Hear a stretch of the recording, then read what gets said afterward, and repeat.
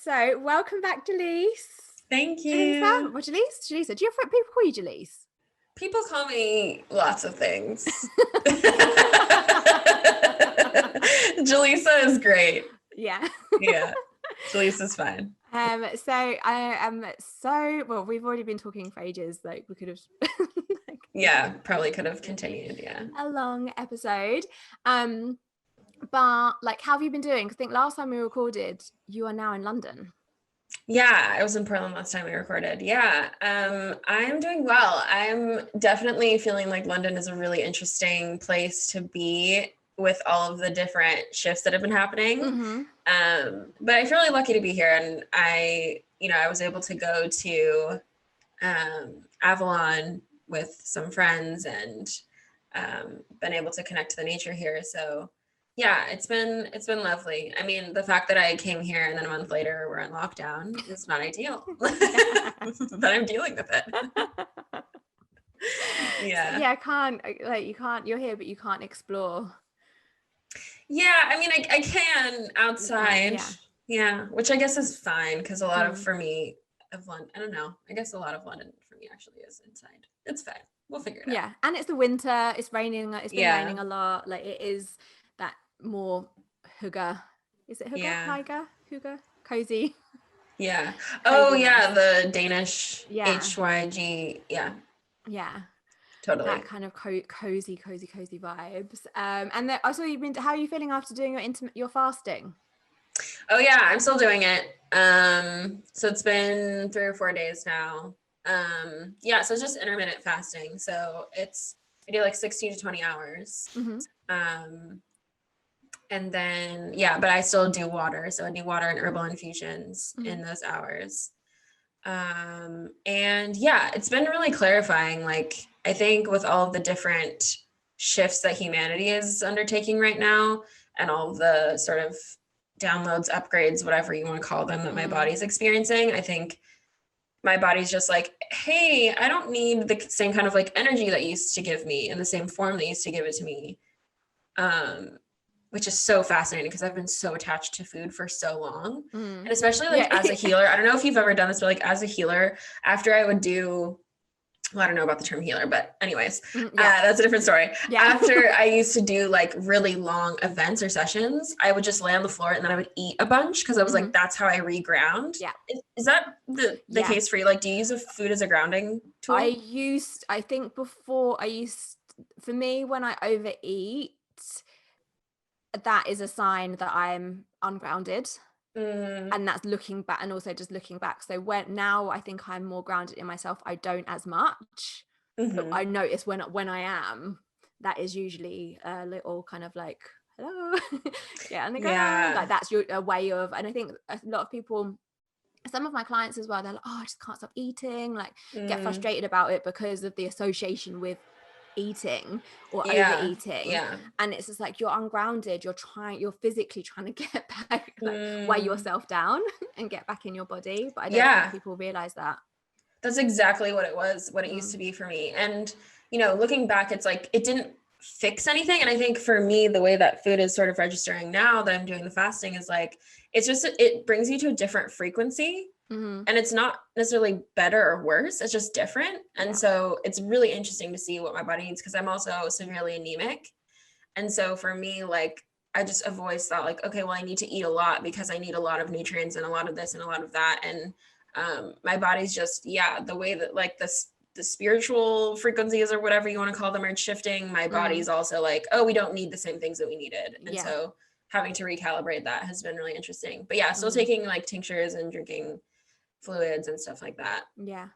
I think that's something though, when we are shifting energetically, the things that work for us don't anymore, and that can create kind of conflict and confusion for people as well, can't it? Or you're more sensitive to certain situations or certain foods. And like I've been trying to just eat differently to support my body more, and like have like over like, early on in the year, I was just like every day was like a hot cross bun with butter. And Yeah. that was like my treat. And then I've like cut that out and I felt so much better for it. But then I had some bread the other day and I just felt so foggy. And I was like, why? Like, why am I feeling Gluten so is wild. foggy? Yeah, you just don't. But when you're eating it all the time, you just don't realize it's like, oh, it's just how I feel like all the time. It's so sneaky. And then when you don't have it, but then when you do have it again, you're like, whoa.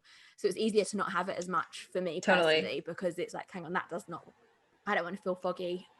I don't want to, I want to be able to focus on what I'm doing and just get on with it. And it's amazing how that one food, that slice of fresh white baguette. You're like, wait, where is it now? Yeah. And no, I totally feel the same way. So food has big impact, I think. And drink and alcohol and sugar, like sugar is the other one.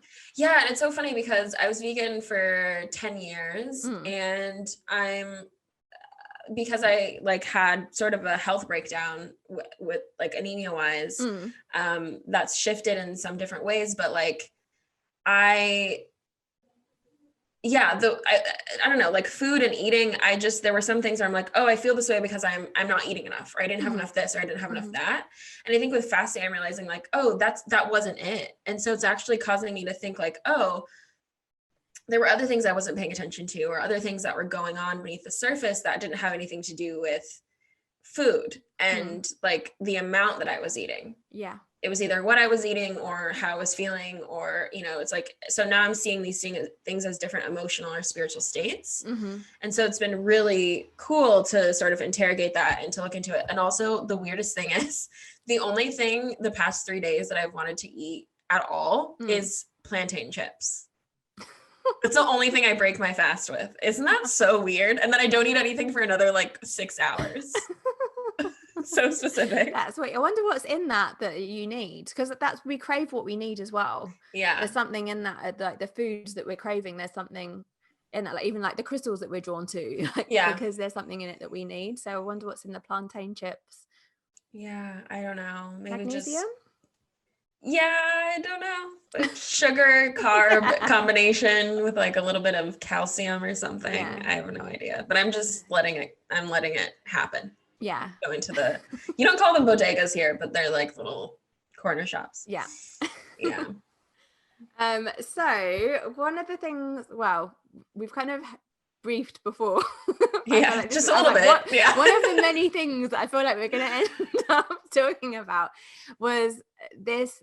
Basically, I emailed you. I was like, Jaliessa, do you want to come back on the podcast to talk about sex magic? And because it's something that's been coming up a lot for me, coming up on my radar, and I know that it was mentioned on one of the other episodes, so other people, I'm like sure that other people would be like, what's that all about as well? But sex magic, but that's just like that's like the tip of the iceberg. I feel, and like how that kind of like expands out. And like as before we started recording, we were talking about kind of like what sex means and what magic means, and then we can kind of see where we go.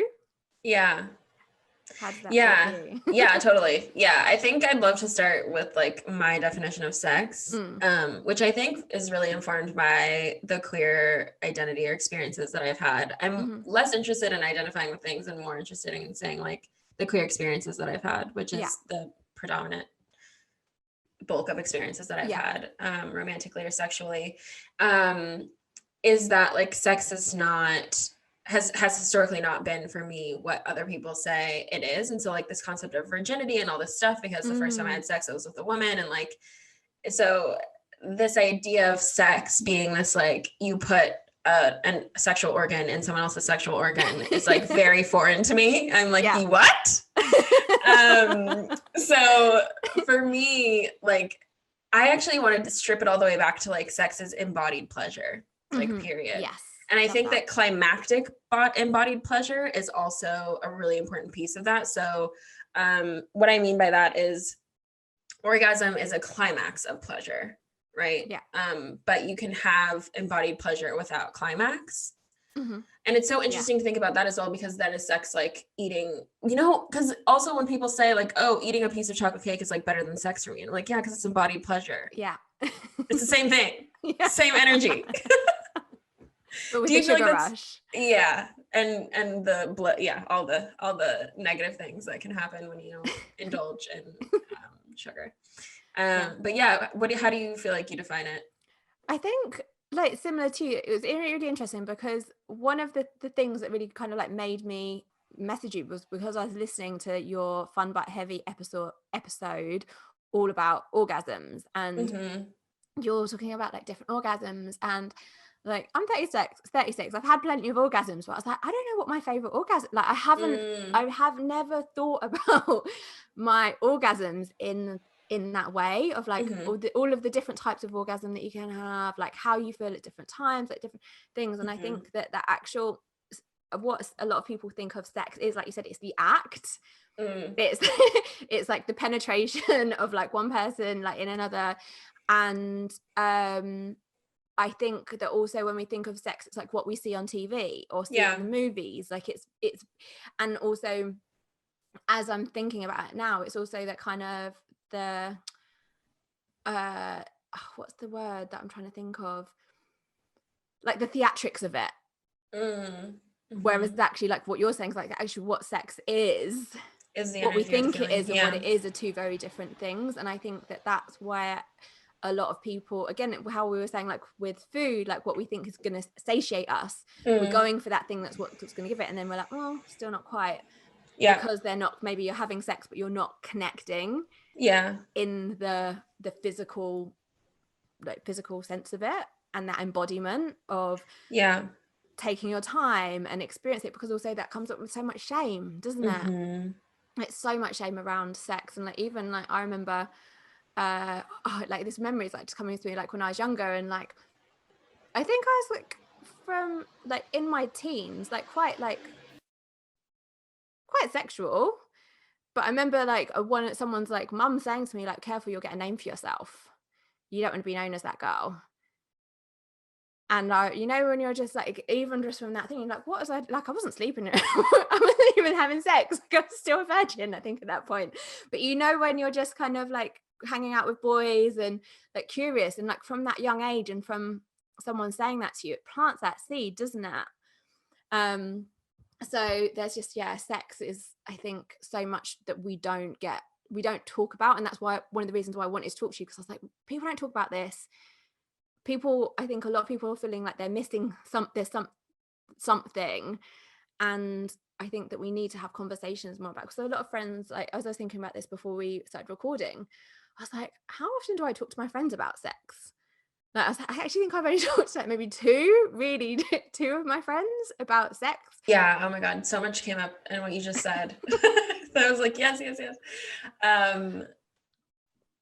Because I think I've had so many different sexual experiences where I've had penetrative sex and I don't identify that as sex. I've had sex that wasn't penetrative and I think that was sex. I've also had weird in between things and I'm like, that was us having sex. So it's like with full clothes on and I still identified that as sex. So it is about the energy. And I also think what's beautiful about that is like defining it for yourself can also help to mitigate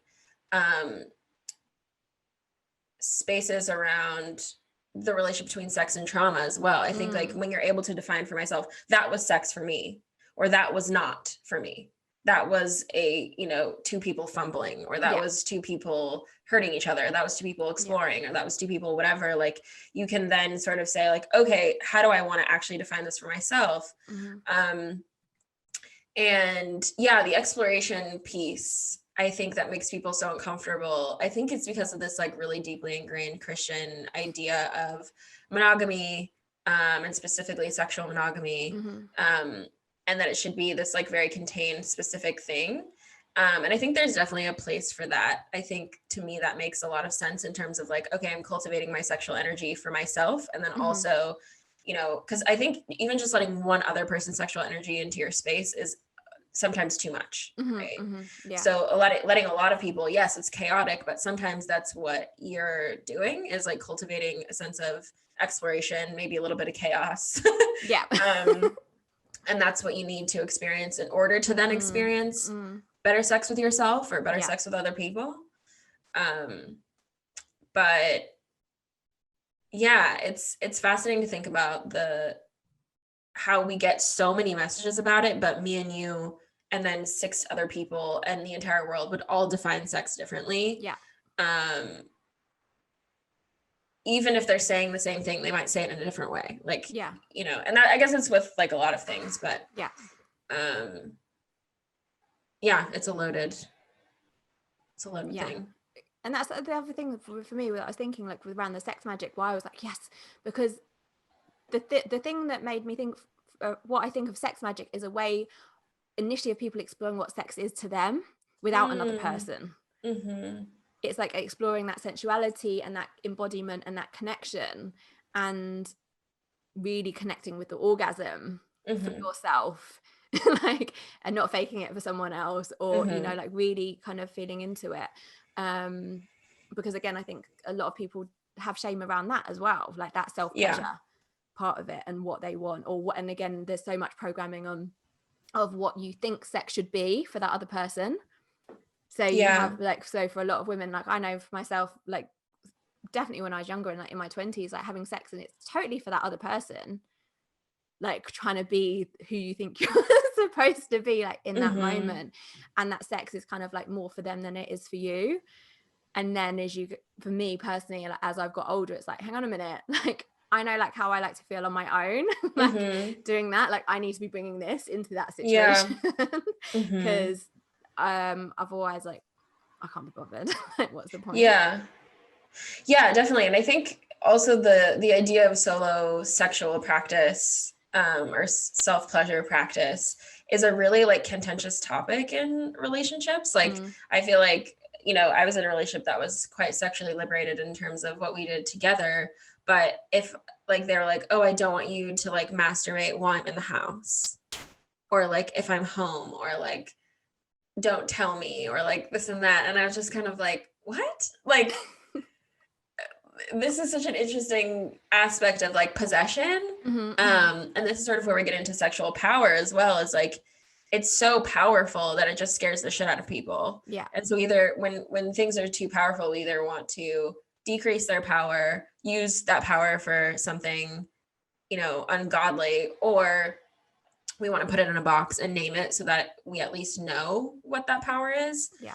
And so I think that's sort of where we got with sexuality, especially when it came to when spirituality started having a relationship to sexuality and pleasure. But I think having a say about it. Things that I've been like reading about, like sexuality and spirituality have always been a thing. Yeah. From the beginning. Yeah. And like only as, I guess, back to that power piece, has it been kind of programmed into us that they're separate? To maybe disconnect us from that power, to disconnect everyday people from that power. Yeah, or to condemn it spiritually. Has usually been the paradigm, or it's actually the two opposites. Usually it's either like celibacy and monogamy, or it's been like sexuality is the key to everything, do it with everyone all the time, it's amazing, it's the perfect thing to do.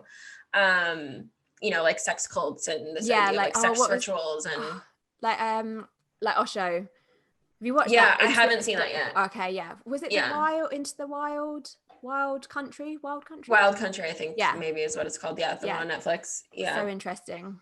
I haven't watched that, but you know, even less like there's just been such a broad range of sexuality, and I think the reason that's always been linked from the beginning, like how can we talk about the spirit and a body without talking about what creates that? Like because you know, sexual acts our sexual energy to me is the ultimate creative force that we have. It's our sexuality is the strongest creative force that we have. And because it can create other life, which just blows my mind. I don't know why it's so normal that we can literally grow other human beings in our bodies. That's not normal. It's strange. We're aliens. It's fine. But I mean, how can you talk about creation stories without having, and that's what's so fascinating to me about Christianity and the story of Christ and how it was like immaculate conception and there was and Jesus was sort of like, was he celibate? Was he gay? Was he, you know, there's this sexual undertone of the Bible where it's sort of like omitted. from the most creative force is omitted from the creative parts of the Bible, yet everything in it is about family and what was I going to say? Yeah, everything about it is like about family and siblings and relationships and stuff like that. And it's wild. It's wild to see the ways that we have been taught to ignore the overtly sexual undertone of like everything all the time that exists. And I think as a person who came out as queer like very young, I have had because I grew up Christian, got out of the church at 9 years old, came out around 12 or 13. So, that weird chunk of time, and in that weird chunk of time I was Buddhist, so which is like celibacy and whatever. So I've had a really, I feel like, interesting or different experience with identifying what sex is and identifying with sexuality, because when you're queer you have to educate yourself. You don't get stuff from media, you don't get stuff from school, especially when I came out. So for me, like you have to go to, from your very young age, you're going to workshops, you're looking up tutorials, you're talking to other people, you're trying to find community, because you're like, well, if it's not this one thing, like what do I do? That's, but even like at schools, I don't think we're taught enough for heterosexual people. Like, so imagine for somebody who's queer, like it's like, oh my gosh, that is just mind-blowing in itself. And like having that safe space to explore that or to talk to other people about that is like, it's a lot, isn't it? Something that we talked about on my podcast on About Happy, when we were talking about, I think, one night stands, and how there are people where they just operate off of the sexual undertone until they literally have sex and never speak about it. They never say, oh, what do you like? Or is this okay? Or are you still interested? Or what do you want out of this? Or how does this feel for you? Anything. And that blows my mind. It blows my mind. It really does. Because I haven't really had that experience. The lack of conversation, or the shuffling about of the conversation, I think is really interesting. And I think there's a huge boom of sort of the sexual liberation, sex positive movement that's been happening for quite some time now. But even then there's, discrepancies in what people think sex positivity even is, or how it even operates, or what being sex negative means, or what it means to be sexually liberated, and if that's a good thing and who for. And it's just like such a big thing, which makes sense to me, because it's literally what creates us. But I also think the idea of like labeling sex as embodied pleasure, and the idea of that in relationship to creation, is interesting. And that's, to me, where we get into the sex magic part of it. But I don't know if you're ready to go there. I'm like, honestly, my brain's like, I'm listening to you, but also it's going like, here, it's like a little fireworks show in my head. Different things. It's just like, oh my gosh, like, I'm gonna think, like, just thinking about just like like it comes back to like that. It's what do I want to say? Like, honestly, my brain is fizzing. Right, that's totally fine. Makes total sense. So I don't know what anyone who's listening to this is thinking. I'm so curious where other people's brains are going now. But I think that, like you said, coming back to that piece of like sex and creation and magic, but also it doesn't always have to be about creating a baby. Exactly. Creating like another person, creating another life. Like it's that sexual energy can create other things and can be a channel for like whatever you want it to be. Exactly, whatever you want it to be. And like that's where the sex magic comes into it, because you're harnessing the power, that energy and that power of the orgasm. Because like what the orgasm, like what is its purpose?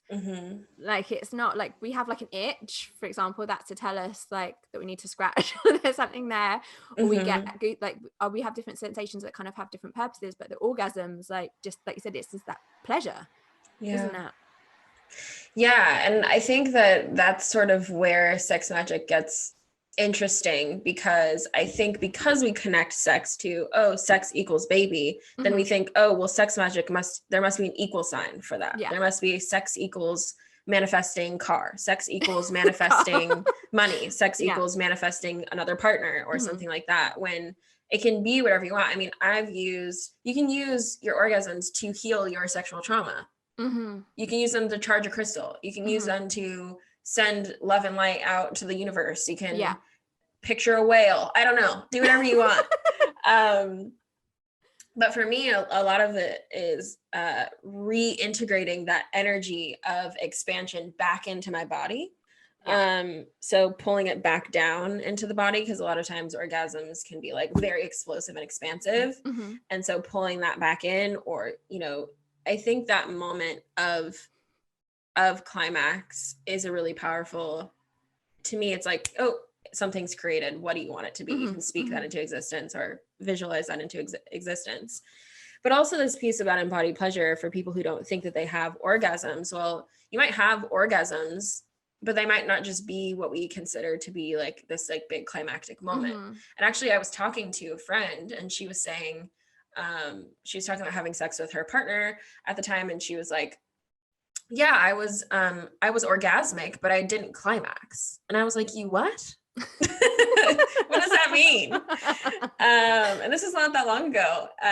And she was like, yeah, it was like waves of pleasure, but I didn't ever like climax the way that I know that, you know, I do with myself, or the way that I, whatever. And I found that really fascinating. And I was like, well, is that experience just as useful for you or pleasurable for you? And she was like, yeah, you know, and I think that's the key thing as well, is like sex magic by yourself versus sex magic with other people is very different. Just like when you masturbate versus when you have sex with another person, it's different. Like you do them for different reasons. But yeah, I mean, for you, when were you first introduced to the idea of sex magic? Like, is it recent for you, or is it something that sort of been something like, it's been, you know, when you just keep hearing it, and then it's like, okay, like, how do you do it? And then like, I've kind of tried it, but then was like, am I doing this right? What is this thing? But I think it is quite simple. It's just, but I think that's the thing.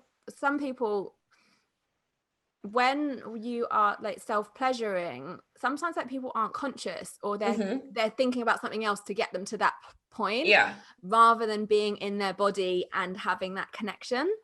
So then it's thinking about that thing, and then because it, like as you were saying before, is it like when you're, from what I think what I've read before, is like when you're at that point to climax, you're pulling that energy back in, and then thinking about that thing that you would like to manifest, or that experience, or that state of being. But it's that thing, like, I guess when you're, the thing that it's not getting distracted, it's staying in that moment of thinking of that thing. And I think so many times people aren't used to a lot of people struggle to meditate. So to do that and then be like consciously doing that, I think that I've watched a couple of things that are like coming to mind, because I'd watched, I think, again, it comes back to what people see sex as, or their orgasm, or why they're doing it in the first place. And that kind of like going deeper, I was listening to this other podcast called Sex Lies and DM Slides. And they were talking to Lily Allen, and she's partnered up with this vibrator brand. And she's like, yeah, this vibrator, it will get you off in like seconds. Like, and it's just like this electric one. And I'm like, that terrifies me. Yeah. And I'm like, oh, but is that rule? Is it just in such a hurry? That's the scratching an itch. Yeah, it's just scratching it. But then it's just like, but what's that doing? And I think you're missing out on the pleasure. Like, that's just like a quick McDonald's fast food thing, rather than but if everyone's like, oh yeah, like I haven't got time to, I think that's what Lily Allen was saying, like, I'm really busy. Sometimes like I just want to like get off, and I haven't got time for it to take ages, because sometimes I was watching is it I Hate Susie. It's a series that's like recently come out with Billie Piper, and there's like a part of that where she's like trying to get herself off, and it's just taking her out like ages, and she just, no matter what she does, she can't do it. And I think that, again, because we're not embodied, our minds are in all of these different places. So coming back to sex magic, I think it's people have got to practice being embodied. It's wild to me that we've gotten to a place where we're like, oh, I don't have time for pleasure, even when your body's asking for it. Like, why do you work? Why do you do all the things you do? Isn't it so that you can enjoy your life? Isn't it so that you can enjoy being alive? Isn't that the point of the work, is the play? Like, I think that's so fascinating to me, like that connection. And I think it's also a way to ignore your pleasure and ignore your body, is to be like, oh, I'm just going to get off. Right. Because even the idea of getting off, it's like, off of what? Getting off of the pleasure train, getting off of, like, ignoring or running from what? So that's really fascinating to me, to maybe even have people ask themselves, like, you know, when you kind of just have that feeling of, I just want to, it's like, you just want to what? You just want to get away from what? Or you just, you're avoiding what? You know, because the thing about self-pleasure is it's time with yourself, it's time with your own thoughts, it's time with your own body. And our thoughts, and our body are like the three things that I think we run from the most. As you were saying that, I was like, even thinking about people that are like, I don't want to connect with my body. I want to connect with myself. I don't want to, like, why would I do that? That's just too much now, girls. Exactly. And like, if that's where you are, I honor that fully. And I hear that, definitely. Because I was 100% there at one time as well. Same. And still have those moments of like, I don't want to feel this way, or I don't want to be in my body right now. And I'm also a big fantasy person as well. So I often am in a different world in my mind. But I'll still sort of use the end of that session for, you know, whatever I want it to be. But I think for me, the way that I define sex magic is channeling your creative force intentionally. So it's really not about like, oh, it needs to be for a specific thing or done a specific way. It's just like, how do I use this creative force intentionally? So maybe it's just saying, I love myself the entire time you're doing an affirmation. And that can be the whole time. You don't even have to come. Or it could be like doing more, like my friend Ani Ferlisi, she has this sex magic practice. I don't know if she learned it somewhere. I'm assuming she learned it somewhere else, but maybe she didn't. Where you loop your orgasmic energy through each chakra as you go, and then once you climax, you're at the crown, and then you're able to bring that back into the body. And that's like a manifestation practice. There's ones where just when you're at climax, you just think of the thing you want and you say, like, as if you already have it, right? So there's all these different ways to sort of use that energy. But I think also when I first found out about sex magic, then it felt like every time I orgasmed, I was like, okay, what am I going to use this one for? I can't come yet. Got to make it work. Got to make it worth it. And I think that that's also a really harmful thing, like to make it transactional. Because it's really, pleasure is just pleasure. It's not for the pleasure it's the journey and the destination. Exactly. Not the outcome. Or it's the outcome as well. It's all three. It's the journey, the destination, the outcome, the end, the beginning. It's really everything. In my opinion. But I think the power of sexual energy is, it's tempting to say it's underrated, but it's not. I think the entire reason it's so repressed is because people know how powerful it is. If it can bind you to someone, if it can create a human being, if it can give you an illness that you'll have for the rest of your life, if it can change your biology, if it can, if you believe in, help you sleep magic, if it can help you sleep, if it can relieve period cramps, if it can, it's like, it's incredible. It's so healing. And it's, to me, it's just a giant portal. Like an orgasm is just a giant portal. And then you sort of stand at the precipice of that and you decide what you want to throw in. If you want to throw in attachment to a person, if you want to throw in a Corvette, if you want to throw in whatever you want to throw in, then that's your prerogative. And then you also have to deal with the consequences of that. But, it's also historically been misused because of its power, right? Because sexuality has also been used for purposes of domination and fear. Actually, that's one of like the primary tactics of colonization was sexual assault and rape. And so, and then we see that also in spiritual spaces, in organized religion, and in mysticism and occultism. Like everywhere you see a misuse of power, you'll see some misuse of sexual power and sexual energy. And I don't think that's an accident. I think it's because it's one of the most powerful things you have, and the most damaging things you could do is misuse it. So yeah, I don't know, that's heavy, but I think that's an important piece of the conversation. Definitely. Because like even just things that have been happening recently, like it's still happening now. Anything, everything is a tool. And a hammer can be used to build or destroy. So, if people use, magic to burn people's houses down and hex them and bind them and all that stuff, like, because magic is a tool, but that's not all magic can do. It can also heal people. It can also build things up. It can also create new worlds. It can also, do all these beautiful things. I think the same thing with sexuality. And I think the hardest part about sexuality is that, when it is sort of attached to a certain thing more often than not in your experience, then that's what it becomes in your in your brain body mind body kind of connection. But I think that just as powerfully as sex can quote unquote destroy or harm, it has just the opposite potential of like it can heal just as quickly and just as powerfully. I think that the medical system and a lot of systems that are sort of shoved down our throats are like, everything takes a lot of time. You need to go to years of therapy. You need to do all this. You need to do a million different things. And maybe it still won't be that, be a certain way. And you'll always be this or always be that. And it's like, I think the really beautiful thing about sexual energy is it is this sort of like, this magical space where you have access to it whenever you want and you can direct it wherever you'd like. And it's something that we all have access to.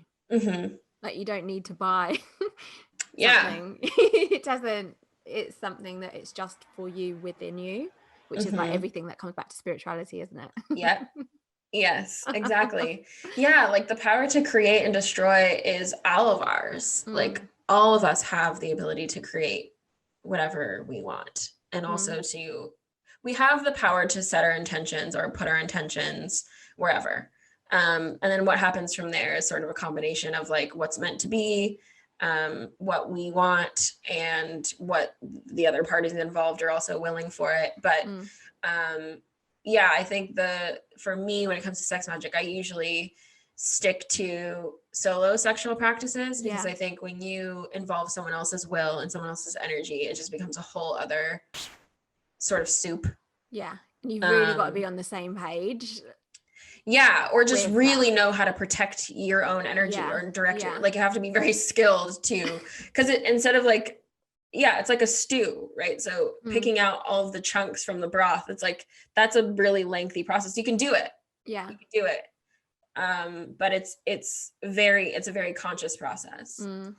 I don't know. Is that your experience, or do you feel like with sex magic in terms of solo sex versus I prefer the idea of the solo aspect of it, because like you said, I think then when there's you've got to be like that person, like obviously me and my boyfriend have got a good thing going on, but whenever I've talked to him about sex magic, he's like, what? Like, so I'm not going to bring that into the mix. Like if he's not, that's not where his head's at and his consciousness is at, that's totally fine. So, but I'm not just for the sake of like, come on, like let's be this conscious couple and have sex magic to get that. If that's not what it's like, we'll just do like, I'll just be, for me, it's like, so because what you were saying about this whole, like we're forgetting about pleasure, I've signed up to Julia Allen's pleasure school because, and I think part of it, one of the things when you when you did an astrology reading for me like earlier on in this year, and something like pleasure kind of came up in that, and I was like, got to this point, I was like, oh my god, I'm working all the time, which I think is something that I have a leaning towards anyway, but then with lockdown, even more so the boundaries are blurred, and I'm like, what am I doing for pleasure? Like this is like, we forget about that, and we're like, why am I doing this? And like feel like I've disconnected from a lot of that part of myself. So I've signed up to that course to really make space and have that accountability and that framework to understand myself even better on that level. But like I said, I think sometimes if we don't know what we like, we're not learning about ourselves, like how can we communicate that with the other person? And I think that it's, for me, it's like learning that and then bringing that into those interactions with my boyfriend in a way that feels like respectful for where he's at and what he wants, but also is in it, like is honoring where I'm at as well at the same time. Yeah, totally. And I also think it's redefining the idea of what sex magic can be, because having sex with another person, being in pleasure and being in complete vulnerability, that can feel magical. Is magic. Yeah. And being in connection is magic. So, you know, it's having someone. So yeah, maybe it's sort of redefining like sex magic itself, but also, you know, manifestation, the piece about it that's manifestation also is just about aligning your will and intention and action. So that is also like, you know, that's a piece, that's a whole other sort of ball game. And I think we talked about manifestation a lot in the last episode that I did with you, right? Yeah, I think I'm trying to think now, my head's just here. Yeah. But because I think like that, you know, defining that and sort of bringing that into the conversation, I feel like that's something that I think the beautiful thing about magic is that it is very like uncontainable. And so it can be whatever you want it to be. Yeah. And I think people sometimes get really like annoyed or freaked out by things when you say stuff like that, because they want external people to tell them what to do to feel good, or they want external people to tell them what to do to get something. And I think sex magic is the epitome of like, you have to figure it out yourself. Yeah. Because we're also wired differently as well. Like what that feels like in your body, different people like different things. So it's not like, it sounds so cool. It's like rub here and then like stroke there and like there you go. Like I'm thinking of that. Like that episode of Friends where they give like Joey like, oh my god, yes. like 1 2 1 5. It's not like that. It's not that like number system of like go back here. And then I just think, if you watched Sex Education on Netflix, like, you know, when he's doing, is it the clock thing, when he's like it's in the second series and he's got his new girlfriend and that I don't think he's ready to have sex yet, but then he's like, he Googles or looks up this technique and I think it's the clock, so he's like trying to do something with his fingers, and so he's trying to do that and he's remembering like yes I remember that. She's pretending, she's like and then after she's like, oh my god, that was terrible, and she fakes it in that. And I think that's why it's getting to know our bodies, and also it's so nuanced, so we feel different at different times. And even in like Code Red by like Lisa, like she's like says in when we're ovulating, that's when it's also easier for us to climax then, which is interesting because we're in our inner full moon phase then as well. But we feel different at different times, like different things will turn us on at different times. So you can't have this guide of like 1 2 3 4 and all orgasms feel different. What you were saying about there's no, I forgot what I was gonna say. It was something about when you were talking about sex education. So this idea of like partnered play as well is like, how can we make that more of an exploration? Because I've literally left people's houses. Like I showed up to people's houses, interested in having some sort of connection with them, not necessarily sexual, but meeting them for the first time. And I will start making out with them or being in space with them. And I'm like, I can tell that you're going to use me to masturbate, or you're going to use me to fulfill whatever you want. So I'm going to go right now. I don't care I don't care like what the situation is, because I refuse to not be an active participant, and for this not to be an exploration of each other.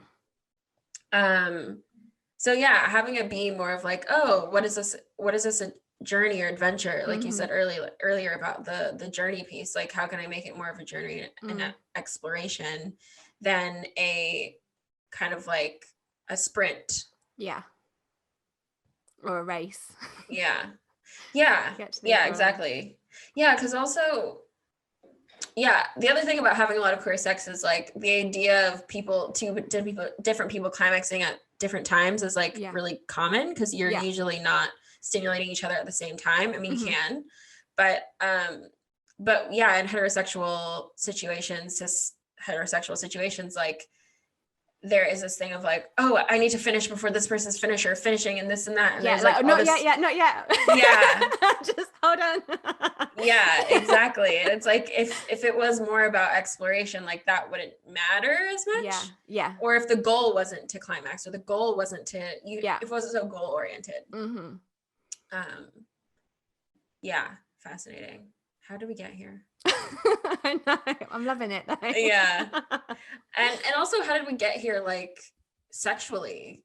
Like all of these layers and years of like really generations, millennia, whatever you want to say, however long you think that we've been procreating the way that we have and experiencing pleasure there that we have. Like, so fascinating to think about how we've gotten here and then what we want to do about it. And I think that's also the thing that I love about sex magic, is that it puts the quote unquote sexual revolution in your hands and in your bedroom and whatever else you're using. Even as you're like just thinking back to that sex magic, like you don't always have that chemistry with people. That's part of the magic as well. That chemistry, because someone could be like tick all the boxes on a level and look really hot, for example, but then when you're with them, it's just not there. I remember when I was in Bali, I was like at this cafe and just like started chatting to this guy, and it was like so romantic, you know, we were just like that typical, I was like, oh my god, we met, and then we went to this Kundalini class, and it was so romantic, and he was talking about tantric sex. I remember messaging my friend like, oh my god, I'm gonna have tantric sex tonight. Like this guy is like so like hot, and then we had this amazing date, and then he started kissing me, and I was like, ew, like what's happened, fuck, get it back. And it happens to me so often. It was like, what has happened? And it was like, it's so vivid even now. It's like ants were crawling all over me. And he was like, should we go back to yours? I was like, no. Like, I'm gonna just go back on my own. Like, but good for you for being able to recognize it. Because some people are like, oh no, I must be doing something wrong because I don't feel this way. Yeah, and I'm sure I've definitely, when I was younger, would have done that maybe. Like, because you're like, oh, this is awkward now. Yeah, I feel bad. Let's just like, maybe it's something me. Like, I'm really lucky that this person is with me because they're so hot, or they're so cool. Whereas I was like, it was literally as if it was real. These ants were crawling over me, and he was so confused. I was so confused. Spirit said, get the fuck out of there. Totally. But that's what I mean. That comes back to that magic thing, that connection. And I think even when I met my boyfriend, like when we saw each other, you know, when you just have that, like, that was there. And like the first time that we had sex, and like we had sex on the first night, which is a massive no-no for a lot of people, because they're like, if you have sex with the guy on the first night, he won't want to be your girlfriend. He won't used to be your girlfriend. And like, we're still scared, but that chemistry, like, and I just don't have that with everyone. And like, I think you can have it with more than one person. Like there is one person that you can have that thing, but at that, like, and that's the other piece of the magic of sex is like, also, you know, people can orgasm without coming. People can have a lot of pleasure but never orgasm. You can, there's like so many different possibilities and so many different options. And so the more that we're like, we're just exploring and having fun and experiencing each other in this moment, the more it's like, oh cool, well there's no pressure. And then usually you are able to do whatever you thought that you could or should do because you were able to just relax into it, and have it be one of the possibilities and not the only thing. But that happens to me all the time, where intellectually everything is like, and then like they put their body somewhere near me and I'm like, oh no, that's gonna be an absolute no. Thank you for playing, sir. But I think honoring yourself in those moments and honoring what your body is telling you can be really fucking hard, because you've built a story in your mind. on the intellectual level, you've built a story about what this is going to be like and how it's going to go and who this person is, when you don't even know. Because if your body's telling you it's not good, but you're in your mind, you're like, no, it is, because they're physically attractive. Yeah. What the hell are you doing? Yeah. But I don't know. In the beginning, it can be really hard. And I think, having those moments though of fucking it up and accidentally, and kissing them and being like, oh, this is a no. Those are so important. Definitely. Because they make the moments where what you're saying that you had with your partner, like those sparks, even more magical and even more like, oh, this is it. Like, this is what it's supposed to feel like. Yeah. And having those moments so that you can recognize it, like you said, like for me, we have to have those moments. It's a bit like when things go wrong, you have to know that, or when we think that we've made even though I don't think there's such thing as a wrong decision, but when we think we made the wrong decision because we've ignored our intuition, we have to go through that process so that we understand what that feels like in our body when our intuition is telling us a certain thing, and having that awareness of why we've gone the opposite way and what the outcome is of that by ignoring that feeling. So that next time when you're in a similar situation, you know how that plays out. So you have a choice, whereas it's not conscious at that moment. You have to go through that thing so that when it doesn't work out, you can have maybe that anger, frustration, disappointment, all that emotion, so that you know to do differently next time. Yeah. And you also get practice at really hard conversations.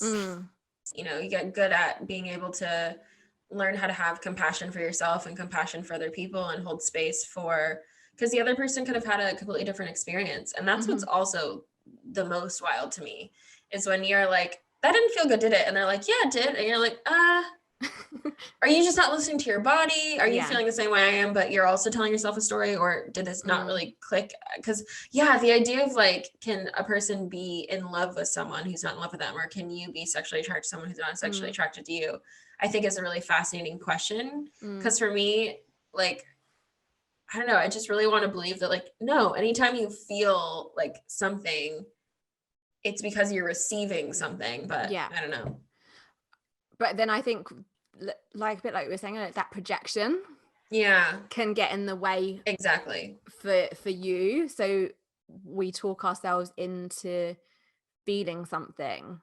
Like I've done this before, where I've got like dated guys and I'm like, oh, I'm not really sure, but he's saying all the right things, and like I don't really want to be single, so like and then you convince yourself that you like them, and then they ghost you, and you're like, what? But it's just a projection. And you're mad that they ghosted you, but like that's actually what you really wanted.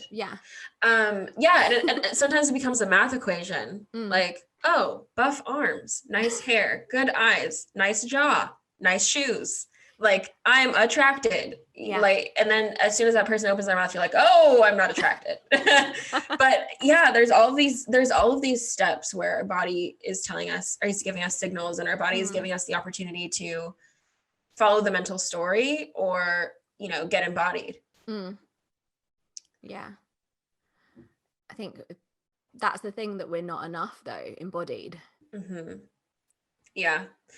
think that's what sort of the sex magic practice is really powerful for, is just like, in order to,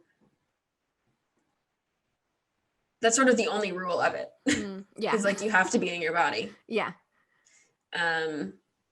Which for some people that rule alone is like a no-go, which just totally makes sense. But because people will have had experiences that don't make them feel safe in their body, or they'll have beliefs about themselves that don't make them feel safe in their body. So it's starting to, like, I guess that's even just learning. I mean, that's a massive, like I was gonna say, just like learning to love your body is such a huge thing. And again, as women, like, you have so much programming against not loving your body, don't we? And like men do as well, I think. I think it's different for women. And again, it seems very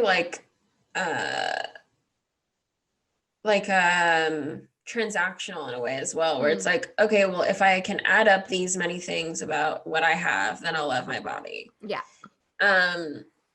When that's never the case with literally anything.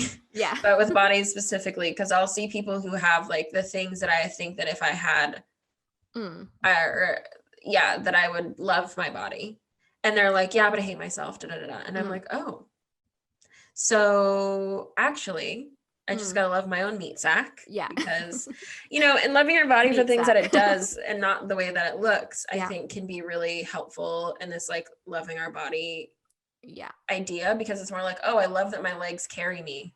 I love that my feet work. I love that I love that I can digest food. I love that I can, you know, hear people. I love when I can see. I love that my hair protects me from cold. I don't know. Like there's so many ways that we can start to love what our body does instead of how it looks, because I'm not sure that how it looks actually matters literally at all. No, not to the right person either. If you're because I think for me, definitely, like when I was in my teens and my 20s, I was so conscious of what my body looked like for other people.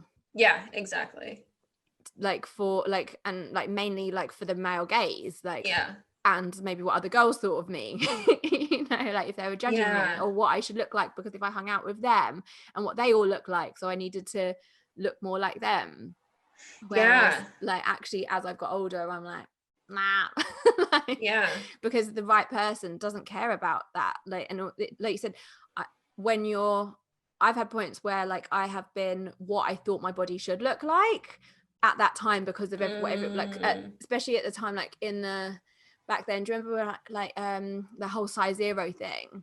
Nicole Kidman, not Nicole Kidman, and Nicole Kidman, but Nicole Richie. I used to watch like the totally. Oh yeah. And that thing, and that was a big thing for me. So that really I kind of amplified my eating disorder, and I was like lost loads of weight and was really obsessive with it. I was tiny, but like I wasn't happy. It wasn't that isn't the piece of the puzzle. And I think so many women that I think that are single, they hate on themselves because they're like, oh, because probably, but look, I think a lot of the women that I speak to, like they're like, oh, I just can't stop eating. And then if I can't stop eating, like that's what's keeping me single forever. I hate myself because I'm keeping myself stuck in this loop, when it's just like that right person will not, you don't want to be with that person who cares your size. Like you don't want to be with that person anyway. I think that's so powerful. Like when you look in the mirror and you say, oh, I wish my da-da-da was da-da-da. It's like for who? For you or for like whose narrative are you running off of? Because if your body can do all the things that you need it to do, then it should be fine. Like, it should be cool. And what you said about, oh, well, I'm overeating and da-da-da-da. It's like, instead of thinking about what it's doing to your body, like thinking about what got you to that point. Like, are you eating a lot because you're fucking hungry? Yeah, exactly. Then you should eat. And hopefully you'd want a partner who would be like, yeah, if you're hungry, eat food. Definitely. Or are you overeating because you're, you know, there's something going on emotionally, or so, you know, and because what's so weird is like using our external containers, measuring them up to this standard, and then that's how we define health or beauty or whatever. When it has absolutely no correlation. And and even and obviously that goes into like a million other things. Like most of the images that we see of people's bodies aren't even real, and of course, and they all hate their bodies too. So it's like, okay, so why do we all hate our bodies? Why can't we just all just be like indifferent? Like it's just a body. Accept it. It's just, this is my body.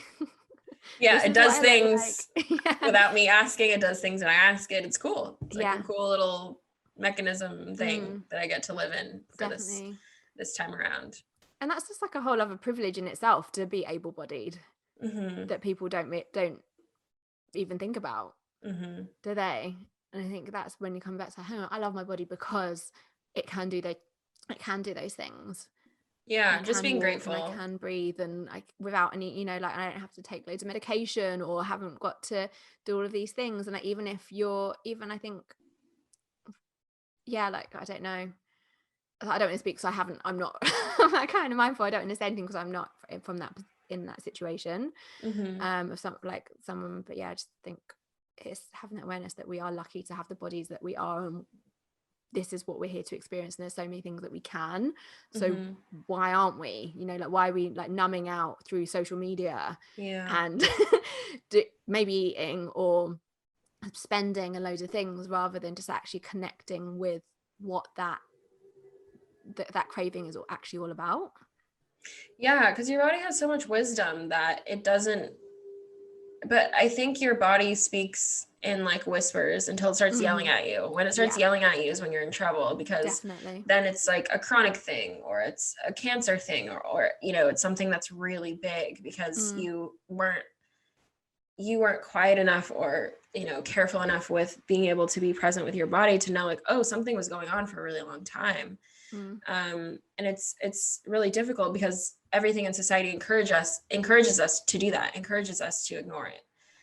Because we also live in a prescriptive society instead of like a preventative. Yeah. So they would rather give you something when it got to the point of being bad than teach you how to keep yourself well. And yeah, always ask yourself, like, who does this serve? Like, who does hating my body serve? Yeah. Does it serve me? Oh, no, it doesn't. It doesn't serve the people that I love either, because it's annoying to hear people just shitting on themselves all the time. And it doesn't, you know, then they're in a weird position. So it creates this whole dynamic and narrative. Yeah. And even like in that self, like in that moment, like when you're hating on your body, and like sometimes like you look at others, like say if someone's like hating on their body and they're like skinnier than you and they've got that perfect body, and you're like, if you feel like that about you, then what should I actually be thinking about myself then? Like it's so kind of connected, isn't it? And like actually thinking, well, when I give myself permission to accept my body, I'm giving that other person permission to accept their body. Yeah, it's been so powerful to me to like people who just accept it, who aren't necessarily like, oh my God, I love my body. Da, da, da, da. Like I've never really even heard someone say that in my life, which is wild to think about. I've never heard someone say, yeah, I love my body. My body's da, da, da, da. Yeah. They might say like, I love my abs, or I love my boobs, or I love like something specific, but just their little soft, squishy sack. They didn't like the whole thing. Yeah. But it's been so powerful for me to see people, when they do just accept it. And that sometimes is just like someone wearing an outfit that I'm like, oh, I didn't want to wear that because of the thing that's happening on their body. I was worried about happening on my body, like my boobs spilling out a specific way, or, you know, my stomach, you know, whatever. And just seeing someone own that or be, you know, exist in that. And I'm like, oh, fuck. And they're doing it without saying anything about it. They're doing it without it being a statement or a thing. And that's been so powerful for me. Yeah. Even as you're saying, it's just making me think like only recently in the last couple of months, I realized that a hip dip was a thing. What? A hip dip. So like where you have like how we like the hourglass thing?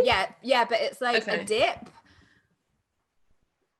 So we think that a body should be kind of like just hourglassy and just like smooth and just curves in the right places. But I remember before I used to wear these like body, like maybe like a really tight like bodycon dress or something, and I'd always have this hip dip, and I'd be like, oh my God, it's because I'm fat, or because I've got a weird body shape. But it's like, oh my God, it's a thing. All women have it. Or not all women, but it's like a common part of the shape. But for me, I think I was just so programmed that the body should have this very symmetrical, like I said, just curve in the right place, not a dip coming out from. Like, so I think it's like the dip is like you kind of come and say the dip, rather than being like a smooth curve, it kind of comes in and then kind of comes out again. Oh yeah, like at the hip. Yeah, hip dip. Yeah, okay, yeah, that makes sense. The other thing that's fascinating about body standards is that they change all the time, and they'll change again. Yeah. Like, because Nicole Richie's size 0 anorexic conversations around anorexia specifically were so huge around that time. Now everyone's rapping about having a thick ass and thick thighs and big boobs. And like, I remember when I was a kid, having a fat ass was the worst thing someone could say. Yeah, totally. Same here. And now it's like, that's the best thing that you could have. Yeah. So it's fucking arbitrary. Like, why do we let other people decide for us when we're going to love or just accept or just neutrally go along with, you know, what we already have and what we were gifted and what we have to maintain to be alive. Like, we have to have it. Yeah. Or else you wouldn't be alive. But just to go back to sex magic also, like the fact that the body can be a conduit and for such a cool and powerful and pleasurable thing is another reason to be excited about the body. Like, whoa, that's so cool. It's so cool that we have nerves. It's so cool that we have you know, that when I touch my arm, it feels like something. Yeah. And translates as something, and it soothes me, or it, you know, whatever it does for me. Like, that's such a beautiful mechanism. Definitely. Even just thinking like, actually, I'm like, maybe this is gonna like just change people's lockdown experience now, because before we're like, pleasure, I've got to go out, I've got to see my friends, I've got to do this thing, or, you know, like be here and everywhere. It's like, no, Yeah. oh, hello. Yeah. Body time. Yeah, I'll have another lockdown. Yeah, exactly. Yeah, close them curtains, get to it. Yeah. It's fascinating what this time in the world is bringing us. It's bringing us so much opportunity for self-intimacy. And whether or not you take that is up to you. You know, you're welcome to be consumed by distraction. You're welcome to be consumed by work. You're welcome to be consumed by other people. Or you're welcome to get really intimate with your body, get really intimate with your spirit, get really intimate with what this mechanism can do, and just explore it. Yeah, but it's free will. You do what you will and what you want. That's the, I guess, the blessing and the curse, isn't it? So yeah. Don't want to have the free will. That, like, so they want the plan, they want the answers. Yeah, someone else tell them. So they know that they'll get to where they want to be, or that everything's going to be okay. Yeah. And I get that. It's being a human sometimes, like being especially a conscious human. Like last night I was watching Lord of the Rings, and I was like, stop spiritually analyzing it. You're trying to relax, you know, because I was like, oh my God, this is such an interesting metaphor about evil and good, and then all these different things. And it's like, no. You need to sometimes just be and relax and let something else take your brain for a second, or let something else sort of, you know. And to me, that isn't, I mean, it is just, I don't know if that at that point it's distraction, if it's like a conscious release or surrender to like being human and being in this moment. Yeah. So I get it. I get being in that balance, isn't it? Yeah. Of not feeling like you've got to be using every orgasm for manifestation. Like maybe like, like it is for some people, it's not to be like conscious with every sexual interaction that you have and be fully present. Like, like you might, like, just like you, like I said, you might want to have a McDonald's, like, you might want to have a quickie and just get yourself off and that can be fun and good in itself, can't it? Yeah. And see how it feels. Yeah. Especially like, what we were saying earlier about like kissing people and it not feeling good, like those polarity moments of, oh, I used to just get myself off and I thought it would be cool to do a quickie, but it actually, it didn't satisfy. It doesn't satisfy me anymore. Or maybe you're like, oh, this still works too. Cool. I can add that to this practice. So I think it's always great to, I mean, it can be hard to experience polarity and then be like, oh, this is something this is a crutch I can't use anymore. Yeah. But it's really important. I'm finding other ways to like do that. And I think because I've got one of those, because you'd written an article for like shack rubs, haven't you? About sex magic and like using it for orgasm. And it's funny actually, one of my friends a little while ago, like they sent me this picture of like some like shack rubs, or a version of shack rubs, which are crystal wands that you use for self-pleasure, in case anyone's like, what? And I remember like my friend like sending, she's like, oh, like Krista said, like sent you this like, as a joke, and I was like, yeah, I've got one. And she was like, oh, okay. I love those moments when people are like, you're not that spiritual, right? Yeah. Like you don't have this thing, haha. And you're like, oh no, I have 7. Yeah. For the full collection. It's like, I have got that. And you can use like, and I've never like, I haven't used that yoni eggs. Okay, I have. Have you? And how was do you mind me asking how your experience was with that?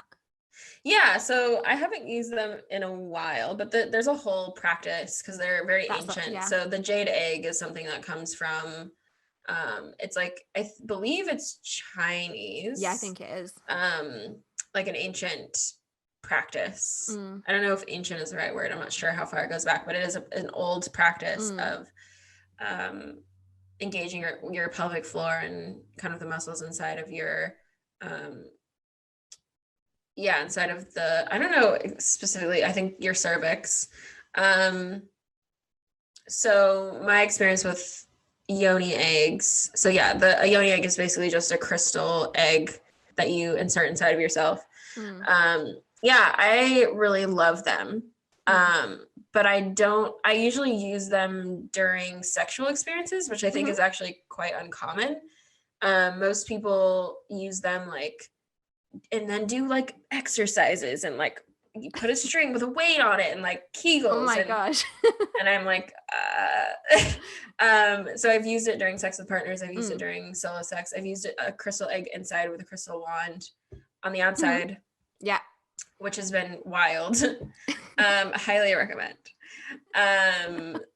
And I think what's just really beautiful about them is they make you really conscious of the contractions your body does. Because when nothing is inside of you, sometimes you don't recognize like, oh, that thing is doing that without me doing it, or that's part of this process, or, oh, it does it when I'm at this point, or when I feel this way, or when I do this thing.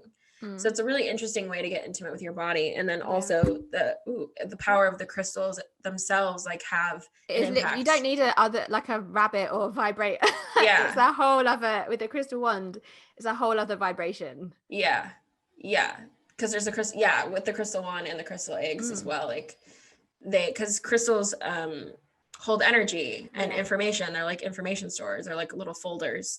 So what's great about crystal wands when you use them is you can basically code them with your orgasmic energy, and then they become kind of like magic wands because they become like charged with all of this energy of love and ecstatic experience. So yeah, they're my favorite tools. I can't remember the last time I used a vibrator. No, I can't. The idea of it feels weird, and even when I was listening to that podcast episode, I was like, I wouldn't want that. I remember like, I think the first time I got a vibrator was because of Sex in the City, and Samantha was talking about it.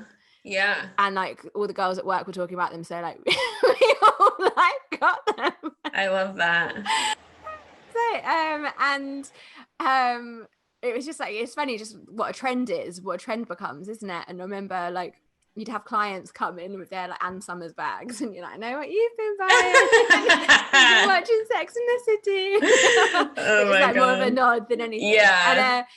And like that, and I think at that time it was like, oh my God, it's amazing. Like, because I think as well, like the orgasm, like for women, it's so much more nuanced. Like it isn't that quick thing. Yeah. You've got to be in the right headspace. I think the mood's got to be right. Like it's so many different things going on. And then for like maybe for a guy, it was a little bit more straightforward in some ways. I don't know. Yeah. I mean, I haven't got a penis, so I don't know either. But like, yeah, but I think it's a bit.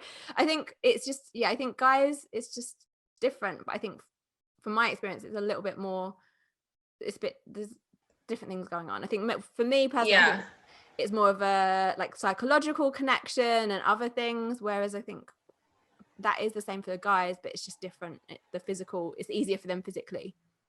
Yeah, I think the physiology of people with penises is different in terms of arousal and climax. So I don't think that it's as varied as if you had a uterus, vagina, like all that kind of stuff. Yeah. But if you look at them, and this is wild, but like technically a vagina is just an inverted penis. Yeah. Like in so many different ways, like literally physically, that's sort of what it is. And so it is interesting to think about, well, if the internal of you was externalized, think about how everything would be like, whoa. Yeah. You know? Yeah. So I just sort of imagine that. And I'm like, well, that makes sense. It makes sense that there would be more of a direct line. Definitely.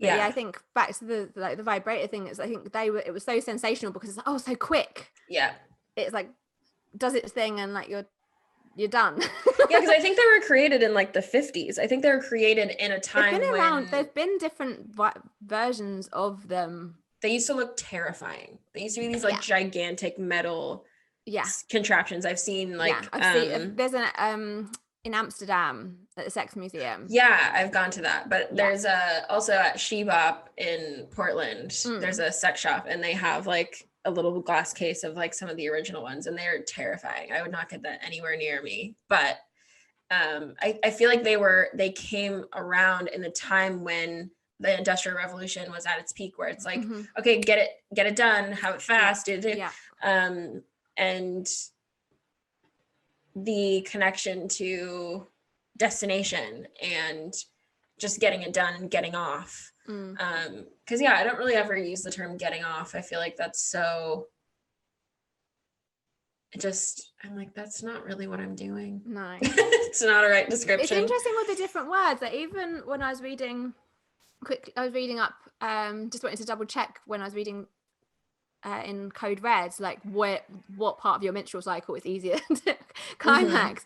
And even in that, like Lisa like describes it as like playing with yourself. Yeah. And even with that, for me, when you say like playing with yourself, I'm like, oh, that feels more like, don't know, that doesn't feel comfortable for me. That term, like referencing it in that way, whereas I'd rather think like self-pleasure than playing.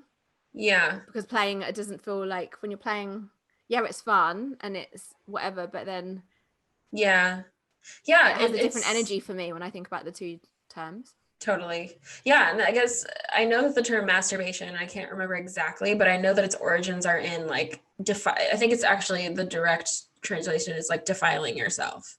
Right. So it's like most of the terms that we have for having these experiences solo are negative, have negative connotations. And I just recently found out that like cornflakes were invented to like curb sexual desire. Like they're like cornflakes are like anti-masturbation food. How does that even work? Because they're the most bland food, because you'll have to look into it, but basically the scientist was like, anti-masturbation was like, how do we get people to stop? Oh, maybe it's like eating foods that like conjure desire, like if anything has spice or sugar or this or that, then it makes you want to play with yourself or whatever you want to say. Or like I remember there's all these ones like, oh, if you masturbate you'll go blind, or you'll get hair on your palms, or just weird stuff. And I remember like when I think I don't know if it was the first time, but when I first started like self-pleasuring, I remember there were a couple of times where I like afterwards I was like waiting for something bad to happen. I was waiting for someone to scold me. I was waiting for someone to be like, what the fuck? Or I was waiting for someone to find out, or there was just this period of like, oh my God, everyone's looking gonna know over your shoulder. It's gonna be terrible.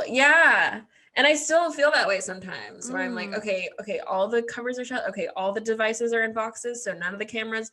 Okay, it's like there is this thing of like, okay, make sure that no one knows. Make sure that nothing is being disturbed by me doing this, or That's so interesting, isn't it? Like where that comes from as well.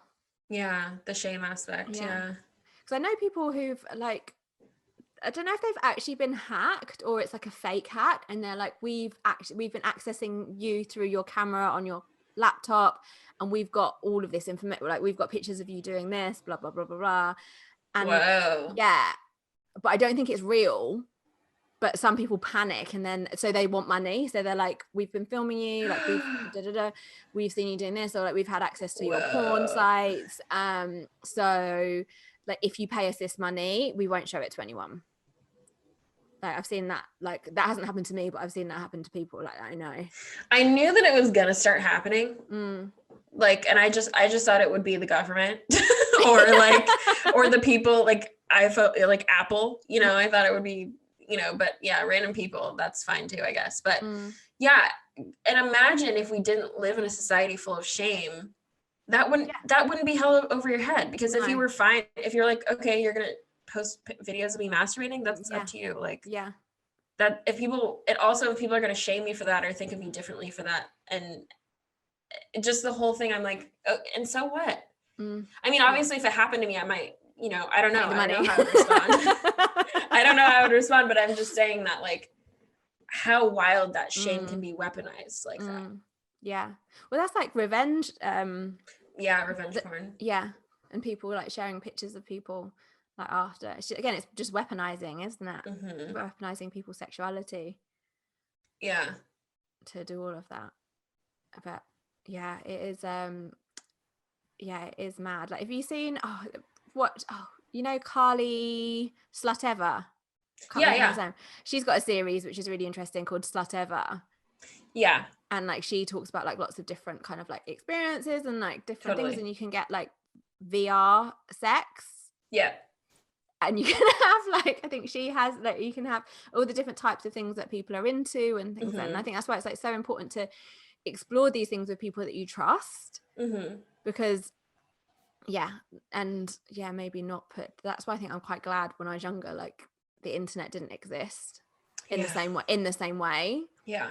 So that if you're sending pictures to someone or you're doing whatever, because people do love to slut shame as well, don't they? For things that aren't even, I don't think, bad. Yeah, well, as long as you're not hurting anyone and you're not hurting yourself. Yeah, I'm really interested in the idea of like just dismantling the idea of shame altogether, because then it couldn't be weaponized. You know, because we all know that we're doing, that's what I was saying earlier about sex being this thing that like is constantly just below the surface. We know that everyone's doing it or thinking about it or has watched porn, or we have all these shared experiences that we just never talk about. We never address. We never like,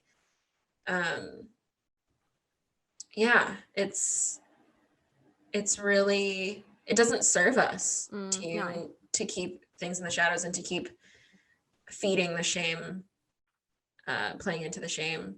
Yeah. But I think that also like it comes back to people not talking about it. So you don't talk about it, so then maybe you think you're weird because you're into that thing. And other people are like, oh, that's not weird. We're like, this is our, like, we're into it. And even in that book that I was talking to you before we started recording, the Crystal Healing and Sacred Pleasure book by Vanessa, is it Cuccia? Yeah. Cuccia. But she was talking about like how our sexual fantasies are actually symbolic of the things that we crave. So if you're somebody that likes domination, that can be an indication that you're actually someone that wants to surrender control to the universe. So it's so interesting, isn't it? But we don't talk about these things. Yeah. So then we think, oh, is there something wrong with me because I'm like into this thing? But then there's so many, like, that's what I was saying about that program that Carly has done. So many people into so many different things. Yeah. Like, but it becomes subcultures and hidden groups and, you know, it becomes, it goes to the shadows. Yeah. You know, and that's why sex workers are the oldest, it's like sex work is the oldest profession, is because from the beginning of time, we needed a space without judgment or shame or whatever to express ourselves and to cultivate our sexual energy. Yeah. And people want that, don't they? They want that space. Yeah. But then that space becomes secret, but then we all want that space. Yeah. Yeah. It would be interesting to see what a society would look like that is like very open about sex. Because I mean, I don't know, I was even just watching like the UK version of Shameless. Right. I haven't watched it that much, but I was like, they showed his penis. Right. And I was like, they showed that on television? And the person I was watching it with was like, yeah. And if you're in Germany, like they show everything. And I was like, oh my God, America is so wild. Like everything is like cut, paste, suggest, move away. Even though I feel like we're, or like just enough of an angle so that you can't, you know, it's like everything is just suggestive. Yeah. And the issue with suggestion is that then you get to create your own story. And if the only information that you've had about that thing is that it's bad and ugly and negative and gross and all that kind of stuff, then you're just constantly like proving and cultivating energy around that story. Yeah. Oh. It's a lot. Yeah, it is a lot. It is a lot. It's so interesting. Like I'm curious that like I'm looking forward to really going deep into this like pleasure school and seeing how that, having that framework to just explore pleasure and all of those things, because we're not taught that at school. We're not taught that enough. Like you have to go down your own rabbit hole. Yeah. And it's just bits and pieces that you don't really kind of, I don't know. You kind of like, you intellectualize it a lot, don't we? It's like, oh yeah, I know that's like da, but we don't do the thing that's good for us. Yeah. A lot of the time. or it takes a while. It's intellectualized. It's like a seed for quite a long time. And then or we need to see a certain number of people do it to feel like it's safe to do it. Yeah, and it's like possible. But I'm like, what do I ask you next? Like, what should we talk about? I mean, I feel like for me, with this kind of information, I just really encourage people to do their own exploration. Like even what you just said about pleasure, like write down all of the ways that you think you can experience pleasure. Write down what you think the definition of pleasure is for you. And just start to give yourself maybe an assignment, like once a week I'm going to do something on this list, or I'm going to try to expand this list by 10 items in a year, or just trying to play with it a little bit more, and again make it more of an exploration than it is like a destination. And I mean, I definitely sometimes can get really destination based, because like when things feel good, you just want to get to the part that feels a specific type of good or an intense type of good. But there's so much magic in all the parts that are more subtle and kind of soft and maybe a bit confusing or a bit slow or something like that. Like, it's fascinating to just be like, oh, bodies are weird, or oh, I really didn't like that last time, but this time I did. Do I? And also understanding that like none of it is static. Like your sexuality isn't static, meaning not who you like or what you like or how you like it or where you like it. Like none of those things are static. They can change and then they can change back. They can be whatever and wherever. And just getting familiar with your own intention around how you want to experience pleasure and what relationship you want to have with your body. It's just those simple questions that we don't ask ourselves. Like so simple. Like, what connection do I want to have with my body? Like, what does pleasure mean to me? But they are huge. So expansive in the same like, that can open up. So that's why I like share it. Like I do create my own tarot spreads and share them, because that self-inquiry I think is so important, and it's just asking those what can seem like very simple questions that open up to a whole thing, but also help us see that there is a different way of doing things, because we can get so automated in what we do, and we're like, oh yeah, this is my routine, this is what I do, like this is what I like, this is what I don't like, and we forget about all of the spaces in between. And that can often be when we're feeling stuck as well. But asking those questions of just coming back to saying, oh, maybe it has changed. Maybe how I wanted to connect with my body now is very different to how I wanted to connect with it before. Like maybe years ago I wanted to connect with my body in a way of making it feel strong, and weight training and exercising, and another way I wanted to, like another time I wanted it to feel like pleasure. There's like so different things at different times, I think. Definitely, totally. And those things, I think the more that we ask more questions and get more curious about our body, the more we can shift out of cycles that are hurtful to us and also out of shame. And I think, the idea of like playing with yourself, I think because it has such negative connotations, but it is this idea of like, oh, it's playful, and it doesn't have to be serious or heavy, or you don't have to manifest something every time for it to be magical, or for it to mean something, or for you to gain from the experience. Like the idea of pleasure itself is enough. Experiencing pleasure itself is enough. Definitely.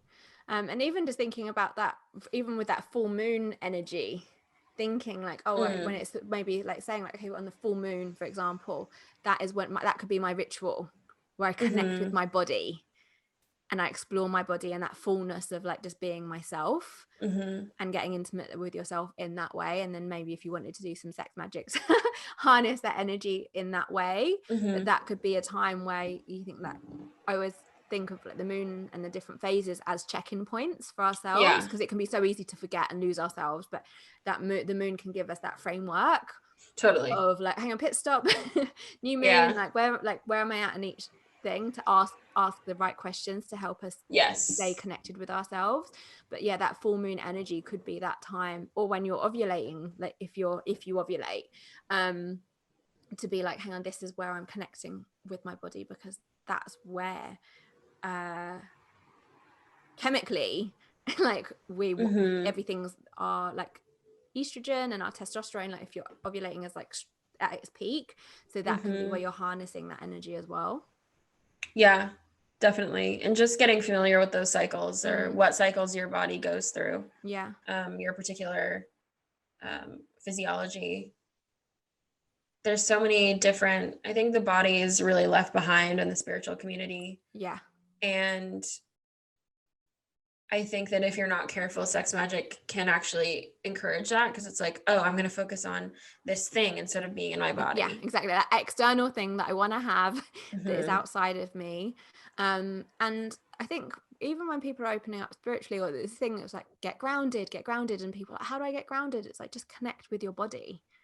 Like, connect with your body, like literally just put your hand on your thighs, put your feet on the ground, like rub your palms together, or give yourself a massage, or really kind of like connect with it. And if you want to do some self-pleasure, like do self-pleasure, but maybe again, maybe if you're not feeling grounded, maybe that's not the time to be doing sex magic as well. And I think you have to understand what's right for you, what feels good for you, and you'll know like, oh, this isn't really an orgasm I should use for something, or oh, this isn't really a partnership where I should, try and bring this up, or this isn't, understanding different kinds of magic and different kinds of energy that you have access to, and being careful with how you channel it. And that's just playing again, that word. but exploring and being curious, and trying it out, and trying different things on for size, and working out what works for you. And like, again, knowing that what works for you one time might not work for you another. Or it's not even about working, it's about feeling good. Working's the wrong word, like, but feeling good for you. It's back to that whole food thing. You can go through a phase of just loving eating something, and then you're like, nah, definitely don't want to have that. And then you're like, then you have it again a little while later, and then you're like, oh yeah, like I forgot how much I like this. We need different things at different times, don't we?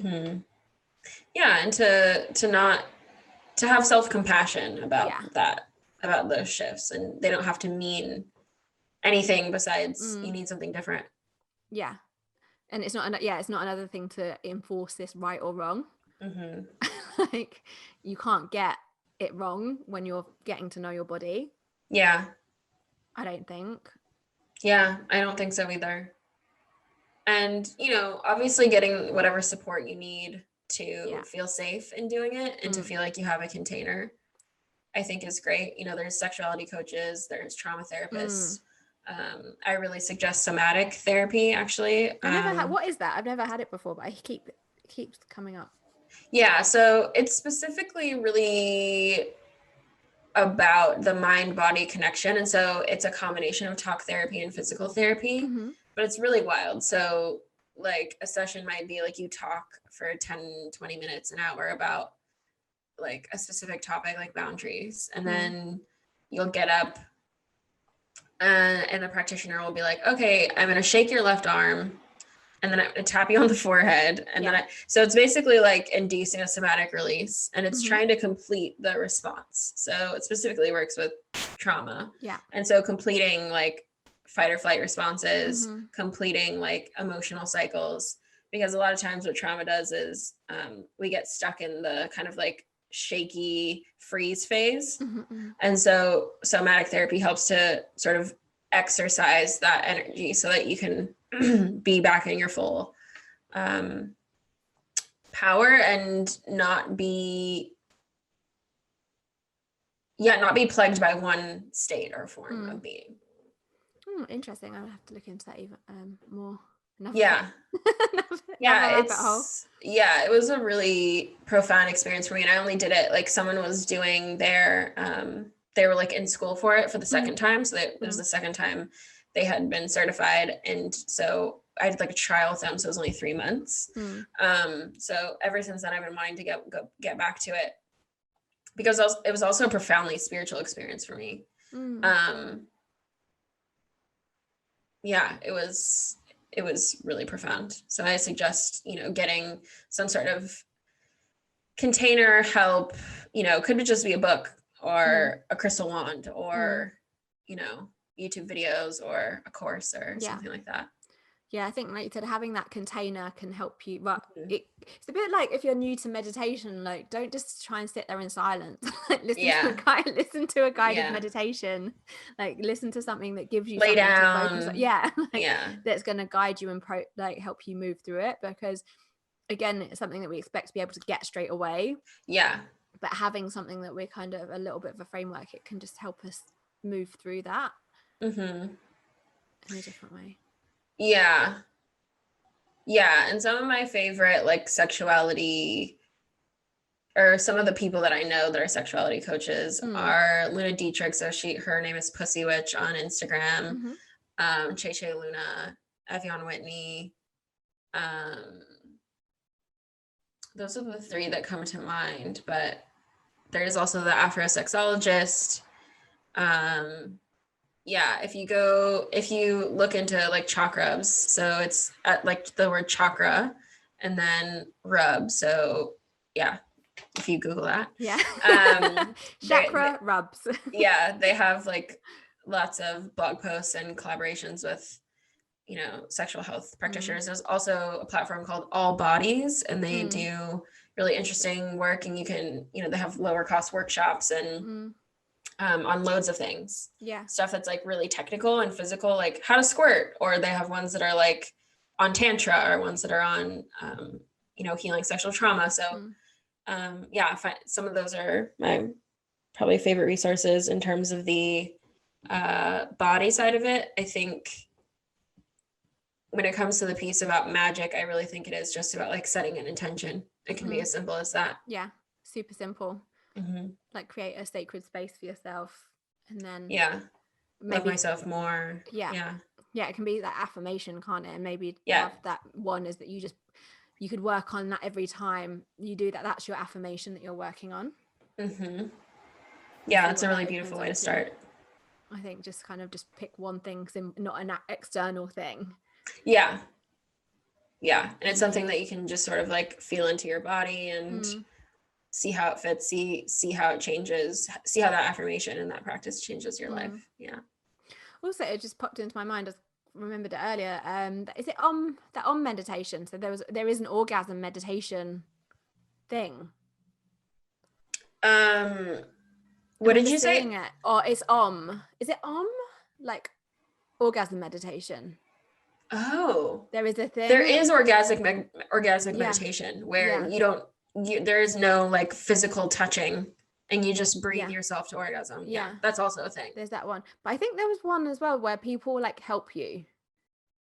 Oh, okay. I don't know about that. I think I've seen that, but I was like, I don't know, like it's fun, try anything once. You got to try these things. But there's so many different kind of resources. I think in the UK there's Amy White, who is Temple of the Feminine. She talks a lot about sacred pleasure and all of that. I'm trying to think. I don't know who else. My friend Ani Ferlisi, so ANIFERLISE, she does a lot of work with the body and body magic and sex magic and stuff like that as well. So she's a good resource. I'm gonna look up loads of them as well now. So many options. But like I said, also it's like exactly like how you said, just start with yourself. Do it. Like just do it. Start with yourself, because nobody knows you better than yourself. And like we're saying before, different things work for different people, and it's good to kind of listen to what other people are saying. But the whole point, I think, of what we're coming back with this conversation is like, come back to yourself and come back to your body and get to know what your body is telling you and what works for you. Exactly. Like you don't need to read all of the books. Yeah. And follow I the haven't. Instagram accounts. No. Yeah. Yeah. Yeah, exactly. Yeah, it's mostly about practicing and trial and error and that exploring piece that we've been talking about. Yeah. Oh, this has been absolutely amazing. Yes, it has. Thank you for having me. Thanks for coming back. Yeah. So what are you working on? Like, is there anything that people need to know about? Like, I know you've got your book club. Mm-hmm. You Blow Your Mind book club.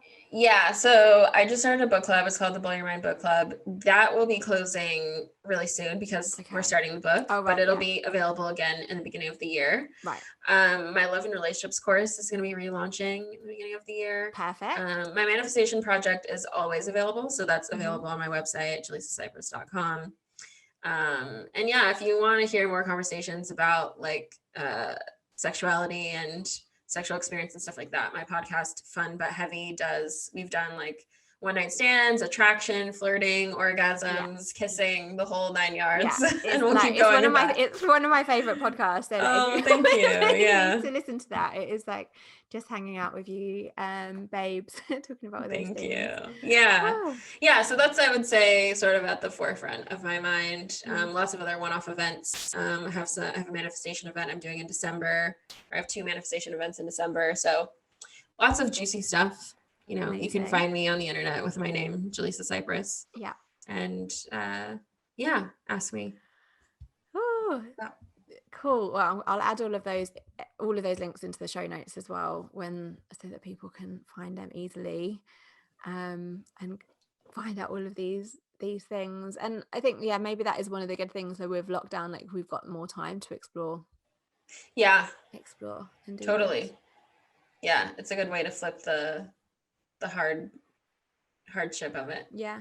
I think we have to remember, it's like, what do we want to get out of this? Yeah. Because we're doing it regardless. Yeah. It's like, it's here, like, this is what's happening. It's like, what do you want to get out of this? And like, what is that thing that you always say, like, oh, I never have time to do this thing. Yeah. Like, do that, make that time for it, because it's only what you make it as well. Like, there are certain things that we can't do that are out of our control, but there's also a lot of things that are in our control. Whatever we choose, like our bodies. Yes. And all of the things, you know, your body is the conduit for all your magic, so start there and see what happens. Amazing. Thank you. Thank you. Loved speaking with you. Thank you for all that you're doing and for